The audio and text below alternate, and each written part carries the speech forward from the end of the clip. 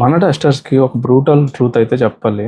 యాక్చువల్‌గా బ్యాక్‌గ్రౌండ్‌లో డెవలపర్స్ ఏందంటే ఏఐ టూల్స్ వాడి మోర్ ప్రొడక్టివిటీగా అయితే అయిపోతున్నారు. ఎందుకంటే ఇప్పుడు వచ్చే ఫీచర్స్ కన్నా ఎక్కువ ఫీచర్స్ వచ్చేస్తున్నాయి. కానీ క్యూఏకి మాత్రం సేమ్ టైమింగ్ ఉంటుంది.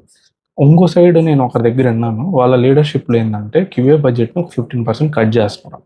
సో, వాళ్ళ దగ్గర కట్ చేస్తున్నారంటే అదర్ కంపెనీస్‌లో కూడా థింకింగ్ ఉన్నట్టే కదా!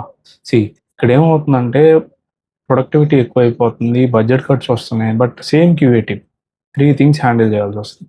ఇక్కడ ఒకటే అడ్వాంటేజ్ ఏందంటే, మనం ఉన్న ఏఐ టూల్స్‌ని మనం కూడా అడాప్ట్ చేసుకొని, సేమ్ స్పీడ్‌తో మోర్ కవరేజ్ అనేది పాసిబుల్‌గా అవుట్‌పుట్ ఇవ్వాలి. టెస్టర్‌కి ప్రెషర్‌గానే ఉంటది. కానీ మనం అడాప్ట్ చేసుకోవాలి తప్పదు. సాఫ్ట్‌వేర్ అంటేనే అడాప్ట్ చేసుకోవాలి.